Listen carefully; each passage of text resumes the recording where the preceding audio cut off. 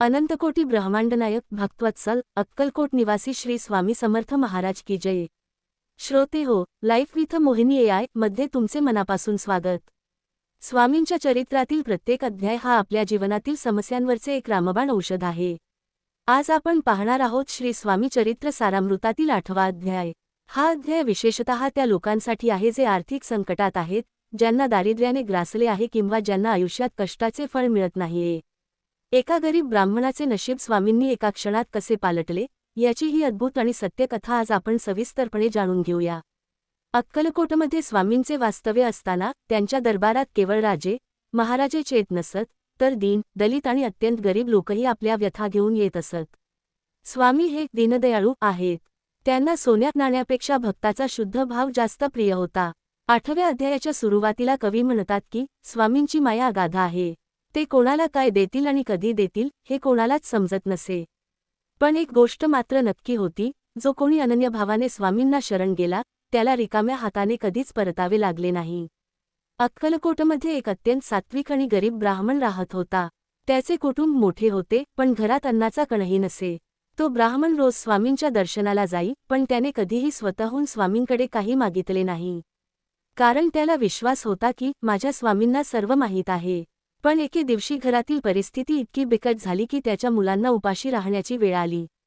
त्याची पत्नी म्हणाली, स्वामी समर्थ तर साक्षात परमेश्वर आहेत, तुम्ही त्यांच्याकडे आपली व्यथा का सांगत नाही? शेवटी तो ब्राह्मण व्याकुळ होऊन स्वामींच्या चरणी आला। स्वामी त्यावेळी आपल्या नेहमीच्या सहज अवस्थेत बसले होते। ब्राह्मणाने स्वामींच्या चरणांवर डोके ठेवले आणि त्याचे अश्रू थांबत नव्हते।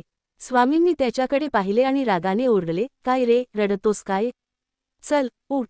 स्वामींच्या या ओरडण्यामागेही भक्ताचे दुःख दूर करण्याची ओढ होती। स्वामींनी त्या ब्राह्मणाला एका विशिष्ट ठिकाणी नेले आणि तिथे जमीन उकरायला खणायला सांगितली। ब्राह्मणाला सुरुवातीला संकोच वाटला, पण स्वामींची आज्ञा म्हणजे प्रमाण। त्याने तिथली माती बाजूला सारली आणि त्याला तिथे गुप्तधन किंवा असा काही चमत्कार अनुभवता आला, ज्यामुळे त्याच्या 7 पिढ्यांचे दारिद्र्य संपले। स्वामी त्याला म्हणाले, अरे, मी तुला आधीच देणार होतो, पण तुझी वेळ आली नव्हती। आता तुझी श्रद्धा फळाला आली आहे। जा आणि सुखाने संसार कर। तो ब्राह्मण स्वामींच्या पाया पडला। त्याला समजले की स्वामी केवळ चमत्कार करत नाहीत, तर ते आपल्या भक्ताचा योगक्षेम स्वतः वाहतात। भक्तांनो, या अध्यायातून आपल्याला काय शिकायला मिळते? 1. अढळ विश्वास। परिस्थिती कितीही वाईट असली तरी स्वामींवरील विश्वास डळमळीत होऊ देऊ नका।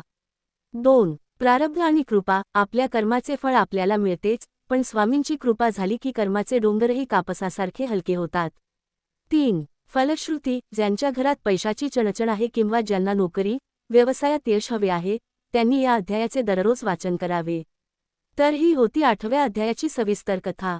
स्वामींच्या चरणी एकच प्रार्थना आहे की हा व्हिडिओ पाहणाऱ्या प्रत्येक भक्ताच्या घरातील दारिद्र्य आणि दुःख दूर होऊ दे। तुम्हाला हा व्हिडिओ कसा वाटला? कमेंटमध्ये नक्की सांगा आणि श्री स्वामी समर्थ लिहायला विसरू नका। पुढच्या भागात आपण नव्या अध्यायाबद्दल सविस्तर माहिती घेऊया। तोपर्यंत पाहत राहा लाईफ विथ मोहिनी AI।